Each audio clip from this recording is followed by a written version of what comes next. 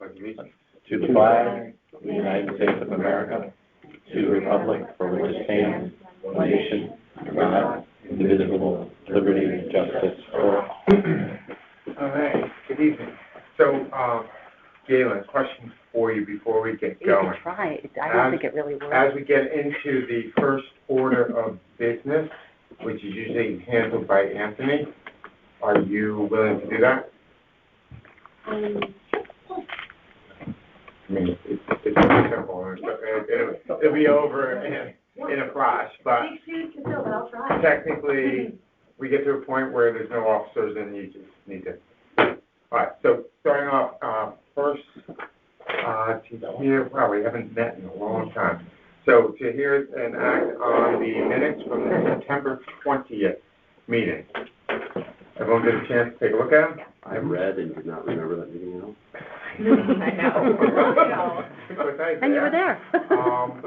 So, any corrections or additions? No. Hearing none, they are accepted. The second item, everyone get a chance to take a look at the emails regarding the town menorah. So it's not on the agenda. You know, Hanukkah has passed. So we're talking more about 2024. And if anyone wants to chat about it, we can do that now. But then, you know, I think it's in our best interest to put this on the agenda as an official item to hear and act on sometime during the year. We have 11 months. I have a couple of comments. So first of all, I have no real meaningful concerns about the proposal, but I do have, and it's not this specifically, it's happened a couple of times where we get emails, and I don't know if anybody's being responsive prior to this meeting, and I'm not sure what happened even after this meeting in terms of responsiveness. But after reading those emails, it was pretty clear to me that there is some information that could have been shared already with those individuals as it relates to existing menorah lighting ceremonies that they may not be aware of. I think that there's an assumption that one is a Christmas tree, and technically not, but that's not here. There's a handful of things that I think just could be clarified for important context, not to say anybody's wrong. And I also think for this to be something on the agenda, I think it should be encouraged for them, considering the fact that there already is a menorah lighting that takes place that maybe people are not aware of, that if they want something more substantial for a longer period of time, that can be an option, but the community may want to, connect internally to determine, you know, what they want holistically, right? Rather than, I'm not sure we want to be in the business of warehousing religious materials like that. So totally agree, and spent a bit of time today actually going back and researching the Christmas tree, and to have a better understanding whether it's truly a symbol, religious symbol, or a secular symbol, and everything I was able to find today seems to, seems to indicate that it is truly a symbol of Christianity. Dating back to 1846 with Queen Victoria, that was really it was embraced in that fashion. I think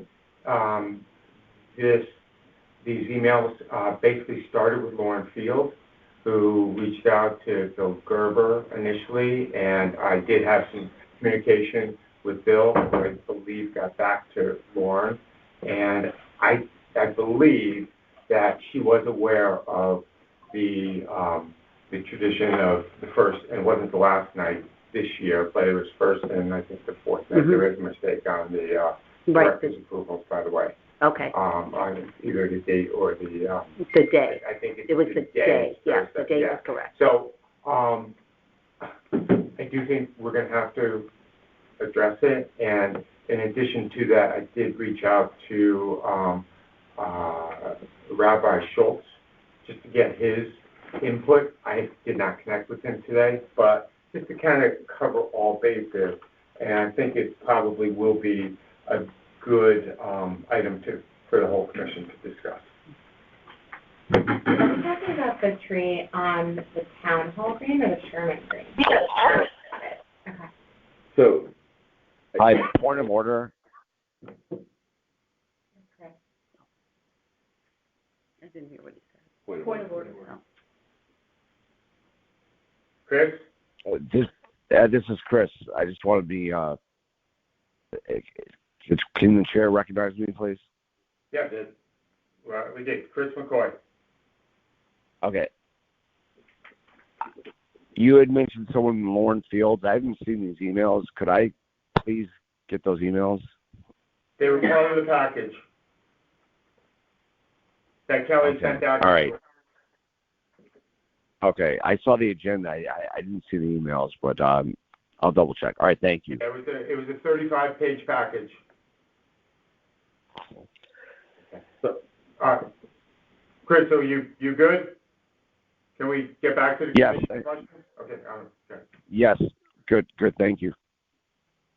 So I actually, I don't even think this is a real, I mean, I'm not even viewing this in terms of whether it's proper for a religious, figure of some type to be placed in town green. It's town green, of course it should be allowed. I'm only making 2 points. Number one, there actually is some court case that does suggest that it is equally viewed as a play symbol. Well, the Christmas tree is a play symbol now as well. But I don't even think that matters at this point because we have allowed religious symbols to be placed on our town greens. We should be open to that. But I think that what I'm suggesting is rather than this to just come for the commission to vote, I think we need a recommendation from the community on what it is that they would like to see, because I'm not seeing parameters in terms of time. I'm not seeing parameters that we would have for other similar, what's the word I'm looking for? Symbols. Setups that would be multi-day. Right. Right. Well, they did ask for it to be displayed in concert with the lighting of the trees. So for the entire season, not just the 8 days of Hanukkah, they did specifically. But again, this is not a formal request to the commission to consider at this point. What I'm suggesting is that we encourage them to provide more specifics to us, Yes. as opposed for us to invent them. Agreed, and which is one of the reasons I wanted the input of Rabbi Schultz, who was included in this. Anything else? Okay. Can I ask one quick question? In looking at the emails, there's constant reference to not allowed. Was a request, and I apologize if I missed it, was a request made and denied? No. Okay. No, I mean, and if you read the emails closely, there's multiple emails that are Yeah. exactly the same. Yes, well, we get that a lot on Board of Ed, so I get that, but I was wondering, because what is referenced is, why was this denied? Yeah. And there hasn't been a request. No, not to my recollection. Okay. Chris here. Chris? Do we? I mean, it seems pretty obvious. Like, are we voting on this, or is this a selective vote? No, this would come before the commission because they're asking for it on the town green. So it would come before the commission. Okay, so I'm assuming we can't do this till what, January? Or is this something coming? Are we allowed to open this up tonight? Well, there's not a formal request before us. There's just some email. Okay. Oh, all right. I see. All right. I mean, all right. I mean, yeah, that's fine. Okay. So at this point, I want to turn the meeting over to Galen for New business, the first being the election of 2024 officers. You could just address that's what we're doing and ask if there's a motion from the commission for the chairperson, then the vice chair, then the secretary for 2024. Well, Galen Brown, Assistant Director of Parks and Recreation, is here to address the nomination of the officers for our Parks and Rec Commission for the next season. Does anyone have a motion for the chair? I'll make a motion for Brian to be chair. A second. I second. Too late. Okay. Are there any others? Are there any others? Are there any objections? Comments from the public? Seeing none? Back to the commission. Back to the commission for a vote. All those in favor? Yes. Opposed? Abstained? Congratulations. Well done, Galen. We're very fortunate to have you in our setup. Seeing the next order of business, would anyone like to make a motion for a vice chair for the Parks and Rec Commission? I'll make a motion for Dylan O'Connor. I'll second that. Any discussion or further? Any input? Flick? Objections? Seeing none? Congratulations. No, back to the commission. All those in favor? Yes. Opposed? Abstained? I'll abstain. All right. Final order of this business. Does anyone have a motion to recommend a secretary for the group? I will make a motion for Bridget. I'll second. Any additional feedback or recommendations? Public input? Back to the commission? All those in favor? Opposed? Chris? Yes. Okay, thank you. Opposed? None? Abstained? Okay. Okay, Galen, if it's okay with you, I'll take it back. Please. Thank you. Thanks, Galen. Boy, that was great. You can tell Anthony you got the December meeting next year, too. Okay. Next up, there's a calendar proposed for 2024. And Kelly, I assume you... I checked for holidays, vacation days, all of those. Okay. We're all good. All right. Anyone want to make a motion to accept? I'm going to accept the proposed calendar. Second. Second. Any further discussion on the calendar? To the public? Back to the commission. All those in favor? Chris? Yes, Brian. Okay. Was that a yes for the calendar? Yes, sir. Okay. And I think it was unanimous, right? Yes. Everyone? Okay, great. Item, request from Adam Jacobson of Pet Pantry to host the third annual Federal Dog Days free event on June 23rd, 11 to 4 at Town Hall Green. Is Adam here or representative for Adam? Got a line? No, I can't tell because this isn't working. I think Chris is the only one on the line. I mean, I spoke with him. I think we could probably I think so. present this. This will be the third. This will is be the his third year, too. Yeah, this is his third year. We pretty much pushed us through. Okay. And does anyone have any questions? Everyone remembers this from last year? Yeah, I think the first go-round there was a bit of discussion with regard to a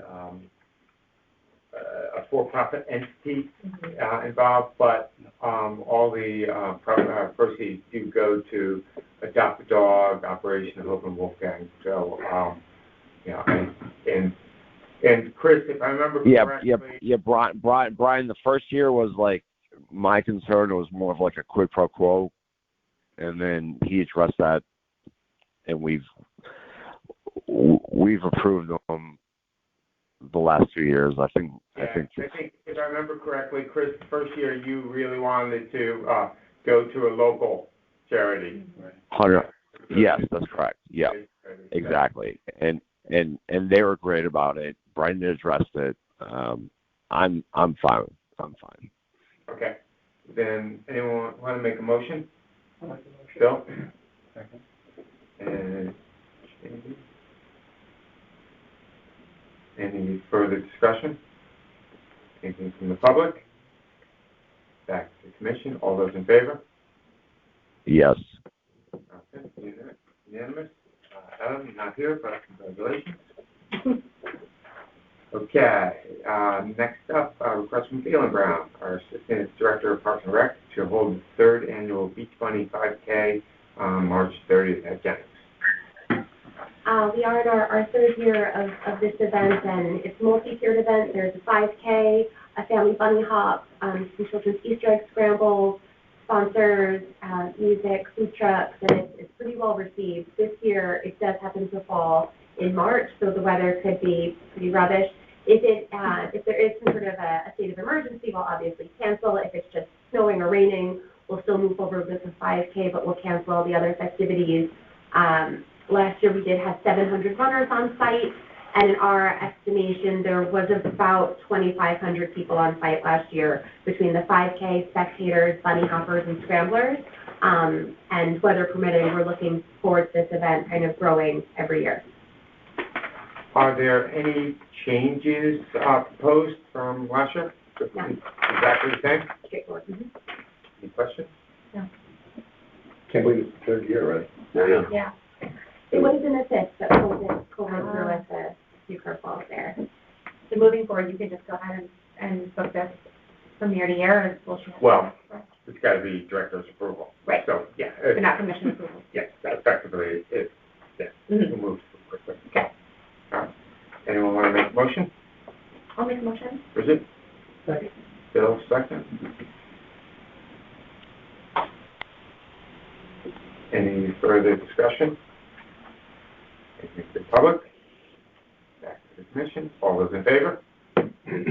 Yes. All right. I think the next item might have a little bit more discussion. So this is a request from Galen, again, it's the Director of Parks and Rec, for approval for an athletic field price per hour increase starting with the spring 2024. So just kind of run through everything. In May of 23, as was also George mentioned at our bi-weekly grounds committee meeting, that Board of Ed was rolling out price increases across the board. I did include them, I think, in the backup so that everyone could take a look. That they were, in effect, raising their hourly rate for grass fields, specifically for for-profit and out-of-town groups, to $100 an hour, and they were raising the hourly rate for their turf fields for profit and out-of-town groups to $150 an hour. We had discussed this in our rules subcommittee meeting. Right now, Parks and Rec is charging $75 and $100 respectively for those two areas, and we thought it would be in our best interest to mirror their pricing and have that cohesion between Board of Ed and Parks and Rec. So I was looking to increase our rates for grass fields from $75 to $100 an hour, and for our turf field from $100 to $150 an hour. Okay, I have two questions on the attachment. First, clearly there is an increased fee for all not-for-profits, for profits and out-of-town groups. Could you just explain what the parking lot, the final line item is, parking lots, and why that's the same for profits? I can't speak to the Board of Ed price structure. The parking lot, that's the Board of Ed? This is their Oh, this is pricing. all theirs. Yep, this is their backup, and that's, and really, we only charge presently for grass, fields and turf fields for the field, athletic reservations. So that's why we were just trying to target those two areas, grass and turf fields, and have them be in line. Okay, so this is just for everybody. So my second question of the church group, 10,000 per year. You wouldn't know. Dylan, do you have a question? Yeah, so this, what we're looking at, given what you provided, this is the Board of Ed That's correct. fee schedule That's correct. for their fields Their versus facilities, yes. okay. All right. So Parks and Rec fields and turf fields would just mirror image what Board of Ed's already doing. Okay.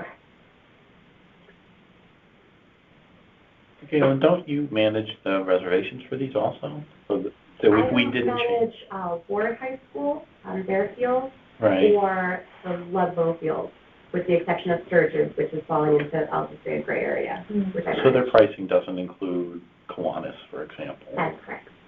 That's a Parks and Rec field, even though it's in Mill Hill School, that's, Parks and Rec. okay.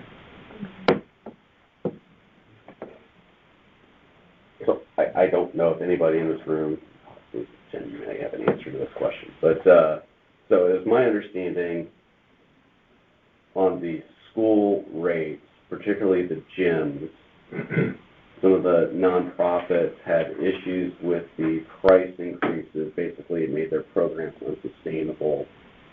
And I've been told that they've been reworked. I don't know if that's official or an agreement with certain organizations. But I'm curious if that's reflected in this or not. And again, I don't think it's reflected in this. I've heard the same thing, that groups that are struggling are instructed to reach out to the superintendent and things work out. Yeah. I don't know anything more about that. We've not had any kind of official presentation on it. I will say that what prompted the re-exam, this came up in our facilities subcommittee, and I don't sit on that subcommittee, so I wasn't privy to all the conversation. But the previous regulations, when someone took the time to dig in and look at them, was rife with first select person exceptions, as if this was language going back at least to Ken Plato. So it was really old language in there, and no one knew what it meant. No one could tell, well, who's this applying to, who's getting a deal, who's not, no consistency. So that, it came from a place of, let's have something that's above board, that everyone can see, and so that's what generated this. We have gotten the same feedback a bit, and that's where my understanding, but I definitely think this is something that the Board of Ed is going to need to take up again at some point in time, because I'm not positive any longer of the consistency, which is what prompted this whole conversation in the first place. So that's a really long answer to I don't have an answer, but I've heard the same thing. helpful context. I don't know if this makes any sense, but I've had to reserve the cafeteria and the gym both this year, and I had to go through that new website, School Dude. Mm-hmm.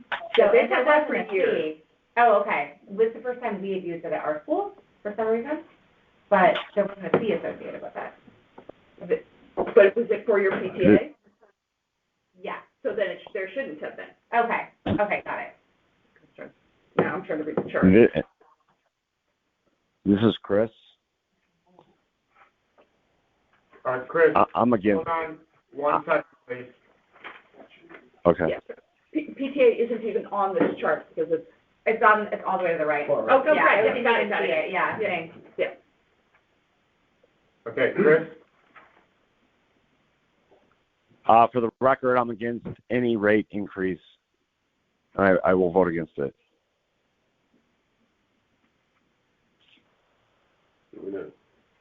Okay. Another question, in a similar spirit to what we were just discussing, Gail, have we socialized this rate increases with athletic associations, other organizations that use our facilities? I know this is a public meeting, but a lot of times it's hard to follow this stuff. I'm just curious if we proactively shared this with our particular sports organizations. I'll just say something like a Fairfield National food here tonight, like this wouldn't be applicable to them because they have a different fee structure that they follow. And something like youth lacrosse, youth football, youth legion, they have a different fee structure that they follow. So in terms of have I communicated this to for-profit and out-of-town groups, yes. Ole Soccer reached out to book their summer 24 field reservations, and New England Hardball reached out to book their summer of 24 field reservations, and I did let them know that we had discussed increasing the rates, and it would be 100 and 150 in 2024.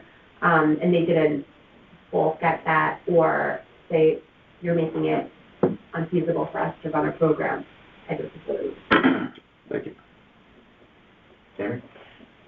Is there a reason, I mean, maybe other than because schools raise their rates, is there any underlying reason why Parks and Rec would propose a rate increase other than to be consistent? Is there a business reason?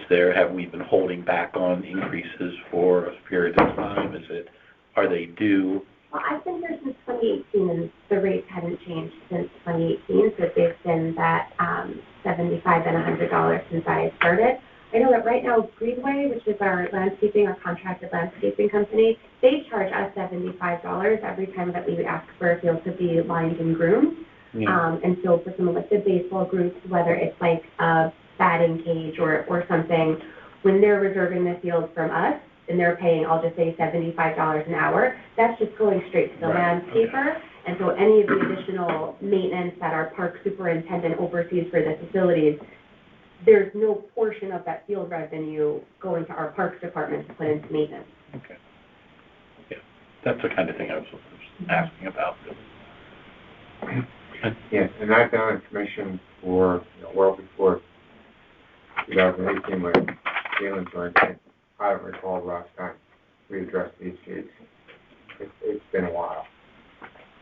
And, certainly since 2018 and back to whenever the last time we adjusted it, everything, from the maintenance to, all the other expenses have gone up. So, and it's not, I don't think the increase is egregious. So the question, if it's for maintenance, though, for turf going up so much, why for turf then? I think specifically, we only oversee one turf field at present, and it is a high commodity. Every group wants to be on the turf, and so I think that's a matter of demand. And ultimately, turf has maintenance associated with it. So, mowing it or lining it every week, but not as much. But every time it's used, you're supposed to roll it. I can tell you they don't do it. No, I know. If they do it once a year, award, we're lucky. Well, now they'll be able to afford it. Right. Okay. Any other questions? One question, Galen, do you have an understanding of what this is going to mean economically for the town from a revenue standpoint, this increase? We had put together an anticipated impact on the budget. Anthony had to provide all of the fiscal year 25 budgets, and we did run those numbers. I can provide those to the group. Okay. Thank you. It's coming. Yeah. Oh, wait. I'm just gonna get it out. Let it out, McCall. I'm struggling with this one, and it's.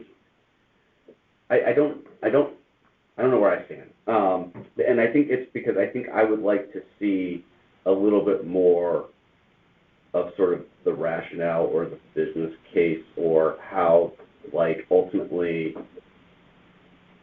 this is improving our facilities. I get theoretically how it does it, but I'm also sort of curious in, how does this compare to other towns? How does, or in other words, are we so cheap that we're missing out on certain things that maybe we should consider charging more? I sort of feel like there's a little bit more exercise that needs to be done before we just sort of make a blanket decision on this. That's my personal opinion.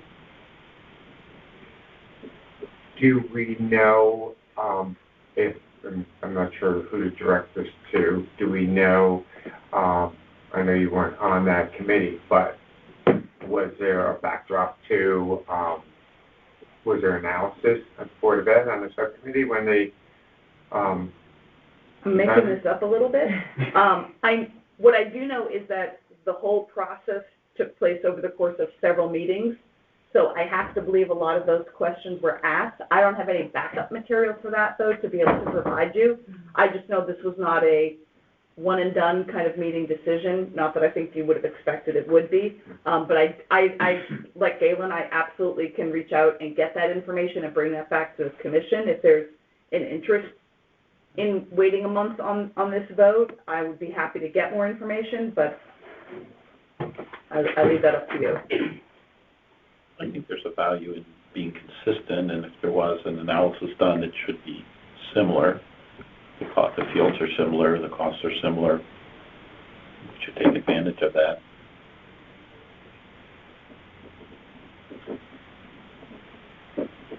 okay, well, we have an agenda item.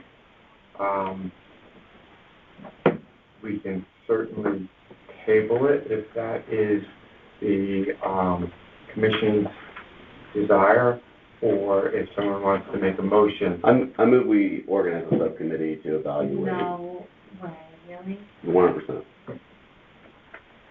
I think that's a more valuable subcommittee than virtually a subcommittee we have. Okay, I don't think, I don't agree with that. I think we could get a little more information if we want to table this and Galen I agree with Brian. Yeah, I'll agree with Brian. come back in January, but I don't think, and particularly when we have a target date of April 2024 to implement this, if it does go through. So, I mean, I'm fine if everyone else wants to table this until next month, but we're a commission, so, It didn't sound like it just then, but okay. I'm voicing my opinion, you voice your opinion. I'm not making a decision, on behalf, but I'm the chair, so I'm entitled to make my opinion, and I am making my opinion. So, but as I said, we are a commission, so everyone has the opportunity to voice their opinion. I think Bridget already, Well, I did make a motion. okay, Second? there wasn't a second. So. There was an opportunity because you jumped on it.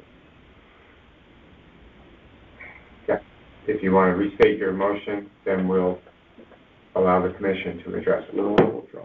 I'm just making the point. My apologies for discussing that. I'm just taking a look at the Facilities Committee subcommittee minutes, and back in December of 2022 and January of 2023, I'm reading things about Mr. Papageorge is getting current rates, they're pulling numbers together, so there definitely is the data that this group is looking for. Unfortunately, it's not attached to the minutes, but it means it was part of their discussion, so, again, I mean, these are minutes anybody is welcome to read. It's not that detailed, but it certainly sounds like exactly what you're looking for, that this discussion took place in terms of that analysis. But it wouldn't cover the fields, it would only cover.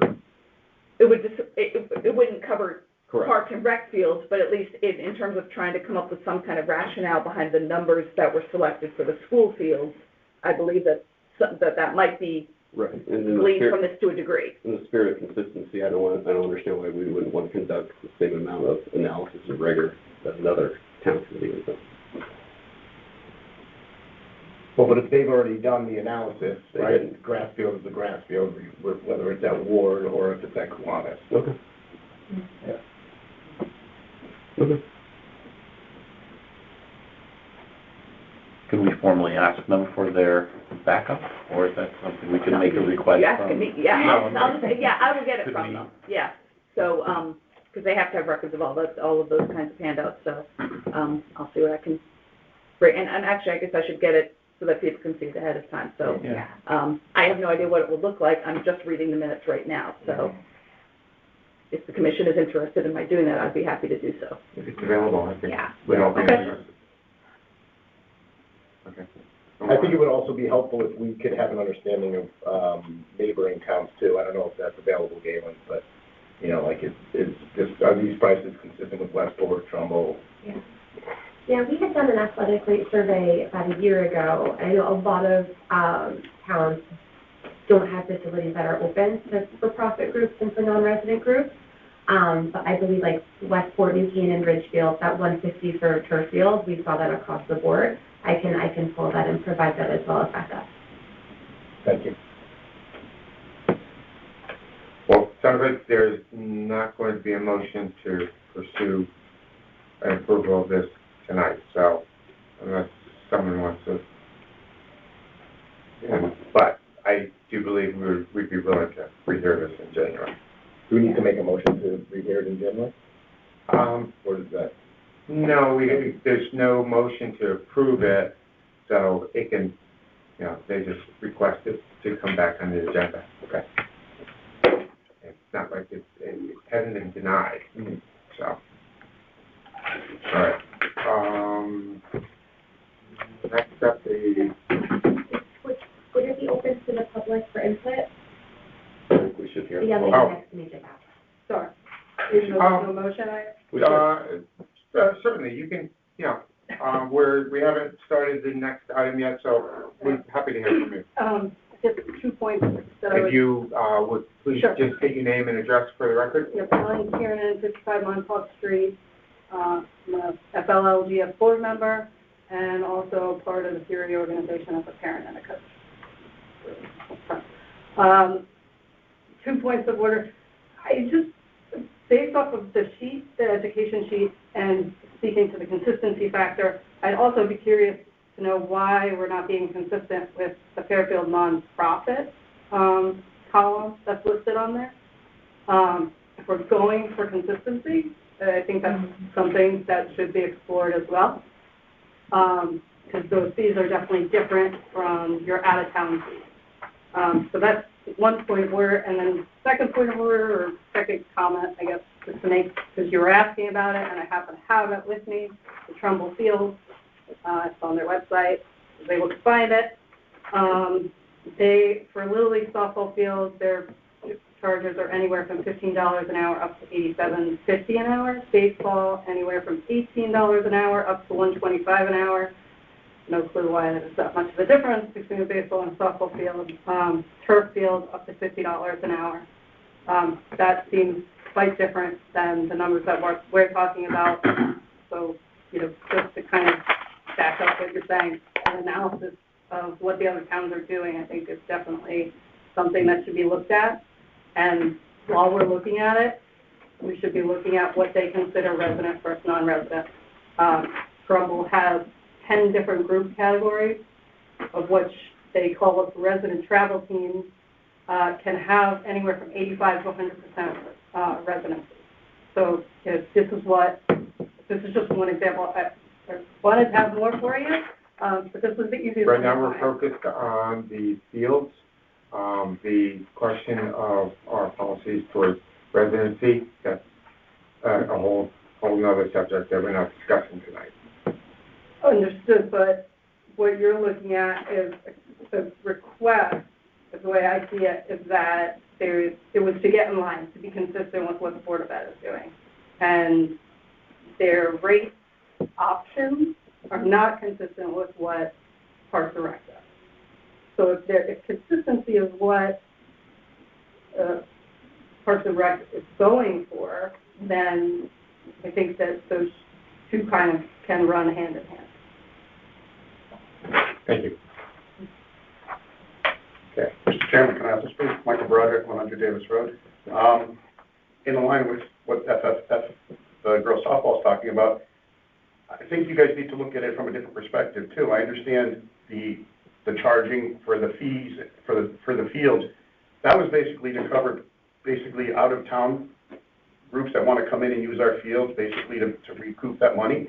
But if we have groups that are totally 100% Fairfield residents, then there needs to be looked at there's got to be some middle ground in between there. Because there's no different than if I'm a dad or whatever and I want to go get a field, I could be able to take 20 kids out on a field and do that just as easily and get a permit for a field, so there needs to be a middle ground. If you guys are looking to make this in a revenue generation fee, then there has to be a middle ground where if the program is strictly 100% Fairfield residents, then there has to be some other offset in between there. And maybe it's not the extreme of the 75 or 100, and maybe it's on the lower end, but there has to be some other middle ground you guys need to take into account when it's 100% Fairfield residents, because it is still our field. We do have a rules subcommittee that is considering all aspects of our rules at this point. They have not gotten to a point yet where they're going to present their findings. That will probably be next meeting. But I just want that thrown out there though, because Can I just make sure I understand that? I think I understand. I just want to make sure I understand your point. You're saying, I'm a dad, I live in this town. As a resident, I could get a baseball field. Yep. And 2 weeks in advance, you can only go out 2 weeks in advance, whereas the nonprofits, we can basically work with Parks and Rec to try to sort of schedule our season throughout and have permits aligned with those schedules.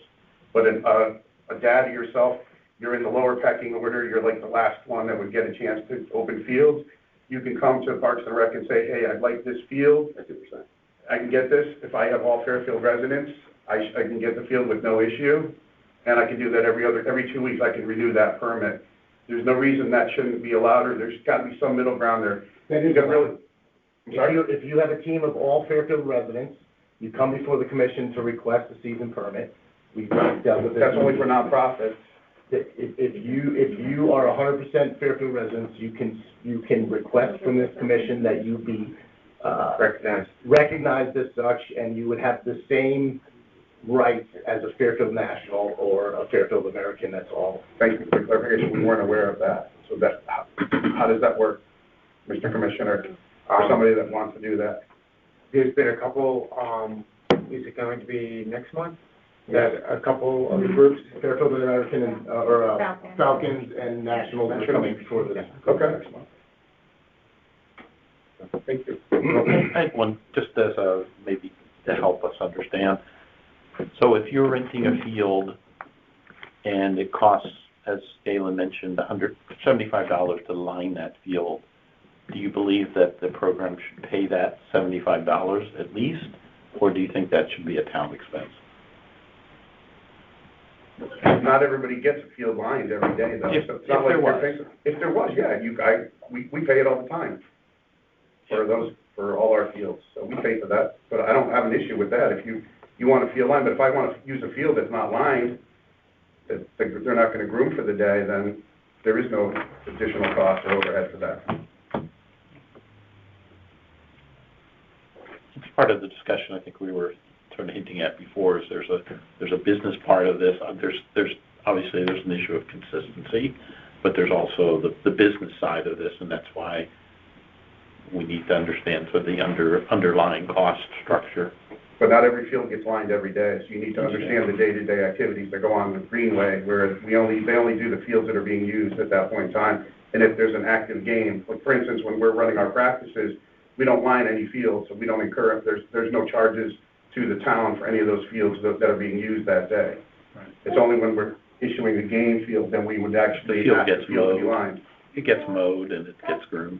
That's tricky. So, like for example, Fairfield National, Fairfield American, and Fairfield Little League Girls Softball all have a home field, and they take on 100% of the fees for those fields. So yours would be the Townsend Little League Girls Softball is Duke Yellow, and Fairfield American is Mill Hill, and they take on 100% of those costs. So whether it's lining, grooming, capital improvement projects, but so any of your fields that you would have lined at, I'll just say, Dover, Melville, Wood, Owenfish, Palomar, Parks and Rec pays for those linings, and then Greenway comes weekly and they'll do maintenance crews, which is not a game lining, and there's costs associated with that as well. And so, there's a give and take, Gail, and I totally agree with that, but it's not a one-way street. You have to look at it. I'll speak to it from our side. Fairfield National spent $40,000 on fields this past year. I can give you an itemized bill. I mean, of everything. We did mounds across 3 to 4 different fields. So it's not just we do Tunxus. We spent money at Woods. We spent money at both Melville Fields, which is also used by girls softball. We spent money at other fields, so Dover, so we spent money as a town, I mean, as a nonprofit, to give back to the field. That's how we want to, we have to market ourselves, because Little League is putting us in a position next year where they're now opening up the younger divisions, 4 through 7. Anybody can go play wherever they want. You don't have to be a Fairfield resident. If I'm a Fairfield resident, I can go down and play in Trumbull. I can go play in Westport. So we have to market ourselves to say we have the best fields, you want to stay in town.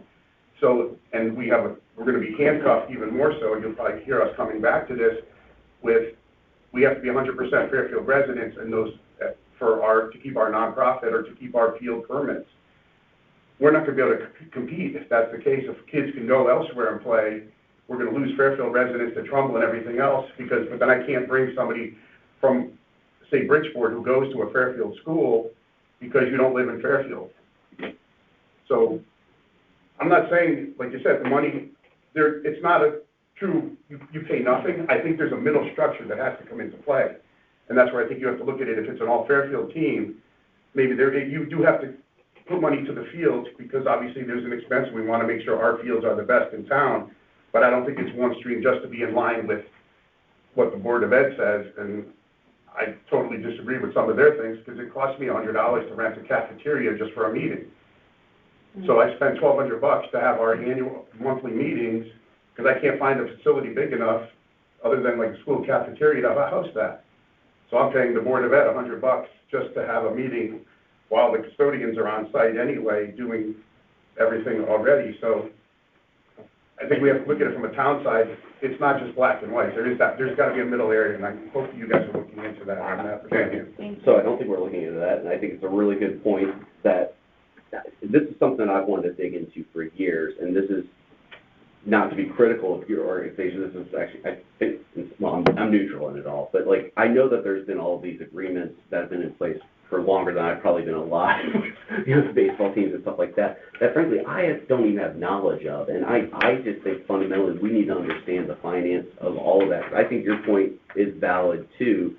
You guys are putting in far more than you're probably getting out of those fields. That's not necessarily captured, nor will it ever be captured on a sheet like this. That makes sense. But we're willing to do our part to make sure, like I said, our fields are the best in town, and like doing that, like I said, we want to make sure, Trump says to showcase field. We spent $40,000 over the past 2 years on that one facility. We're redoing the batting cages now. We just built a whole brand new state-of-the-art practice facility in the back of Tunxus, so now somebody can go run a whole practice there with, now we're putting in a brand new pitching machine, junior hack attack, $2,500. So, sorry, we're willing to spend the money. I don't want to take, thank you for listening to me and acknowledging me from the public. Thank you for your input. Thank you. Okay, to Board of Education report. Okay, thank you. A few things, and Ren, it's been a while since I've seen you, so I'm quickly looking back at September, hoping I'm not missing anything important. One thing we were very delighted by, the RTM Board of Finance and RTM just approved our continuing forward with our HVAC work, which, if you recall, the issue with HVAC affected where Parks and Rec can have their summer camps. So that's moving ahead. So very delighted to hear that. Just thought I'd share that we did just have a town hall where we heard from Fairfield Youth Lacrosse and their desperate plea to Board of Ed to solve the fields problem of this town and to please turf more fields. And I did not raise the issue that I would mention this at Parks and Rec. I don't believe in carrying other people's water for them. But I will just say that this issue of fields and townwide, it's just a huge concern, and just it is so much a part of what makes us. I'm repeating what he said, but I think it's pertinent to this group. But just a wish to again bring the quality of our fields up. Again, comparing with other towns and just the availability. Also, and I'm not even sure how this is going to actually affect this group, but if you know that the kindergarten start date has changed by state statute, and so the kindergarten start age is now changed from, you can sign up if your birthday is by December 31st to now September 1st. So Fairfield took the view that most of Fairfield County did, which is basically if a parent petitions, oh no, my child is ready, they are going to be allowed to start even if they have an October, November, December birth date, because the state said you have to assess the child, and we have no tool for doing this, nor were we provided with one. And I raised that to this group because obviously starting in kindergarten, that affects the teams and I'm not sure what that's going to do for the numbers or anything like that, but that's another issue that we're working our way through. Very excited that the Fairfield Local High School has their scoreboard up. As far as I know, it's operating beautiful. That took a while, so very exciting news there. On the football field? The one on the football field. Okay. Yes. And then finally, just as a continuation from last year with all of our work with racial imbalance, this fall we did approve a statement to the state basically saying that we have, in good faith, made a concerted effort to look at every possible way that we could move children around the town, or a variety of plans, and ultimately with all of our specialized programming, there is no plan that works. We will continue to do what we can, but we are not redistricting at this time. Now, that is not an end game, because that went to the State Board of Ed, and now we are waiting, we would have been called before them regardless. We don't know when that meeting is going to happen, because we sent this to them in October, but I think they're having a lot of turnover. Some terms are ending, so we think that is part of the reason for the delay, but we should be called before them in January, February, and get their response, because of course what they had said to us was September 2024, racial imbalance is expected to be fixed. And what was the repercussions if it wasn't fixed based on their original? Nothing in writing. So what we know what avenue they can take. It is an avenue that they have never pursued with any other town in the state of Connecticut. There is a definite sense that at least the current existing State Board of Ed members are extremely impatient, specifically with Fairfield. So we don't know if we would have been the pilot case. There is a mechanism whereby they could have forced this. And that's where all of the meetings and all the data we've collected, we believe makes a compelling case that we can't. And so now we have to see how that is received. So that's a to be continued. We also just recently had the POCD, the town, the conservation plan, and zone, the TP&Z project presented to the Board of Ed. There was strenuous pushback on the current plan, which right now what they're looking to do in terms of possible zoning changes and where they're looking to put housing. If you take the town zoning map and put it right on top of the school district map, all of the things that this POCD was looking to do in terms of increasing density or whatever exactly matches where we're having the racial imbalance issue. And we were not a factor in any of the planning of that document. I'm very much condensing what was a 45-minute to an hour discussion, ending with a basic plea of, we want to partner with you on this, and all we're asking is that you not make what we're dealing with worse, which is exactly what it would have done. So I just throw out to anybody, listening, that paying attention to that POCD is a really big deal. Because also, of course, it was interesting now from this perspective is hearing about where they're talking about building and what are the issues with flooding and the Rooster River and what could they do down at the bottom of Tunxus. And I'm just thinking about what people have been talking about here in terms of building up. So it's a lot of overlap and never enough people talking to other people who are impacted. So that's it to be continued. I know that had been on a path, kind of a rushed path, to be approved by this past fall.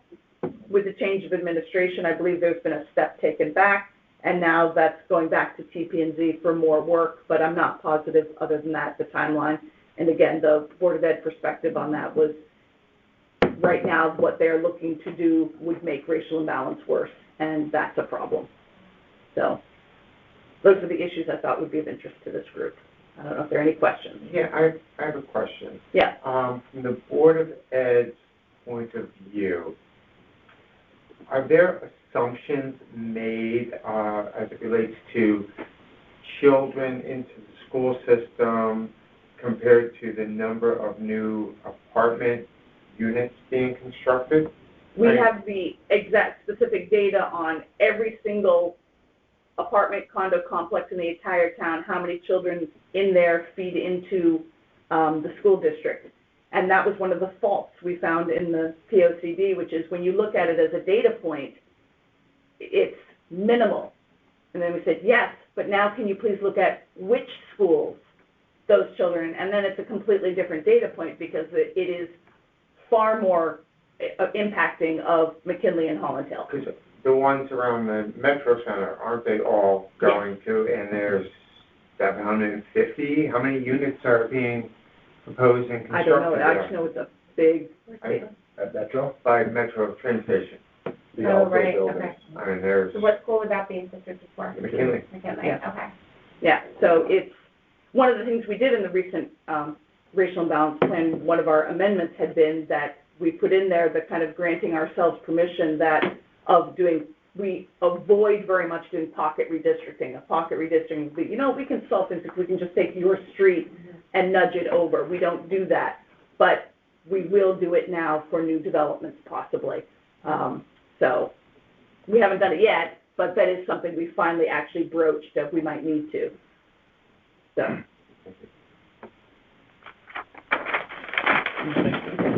Any questions? Okay, good of the order. Anything anyone wants to talk about? I was just asked to mention at the meeting that the tree on the town hall green, it looks like a lot of the lights might be missing. Yeah. I made the call today. Oh, okay. They're gonna come back out. Great. They're not missing. I think They're that they're not disconnected lit, with the okay. wind. Okay. So, the call is already into them. Great. Okay. Anything else? All right, then we are adjourned. Thank you.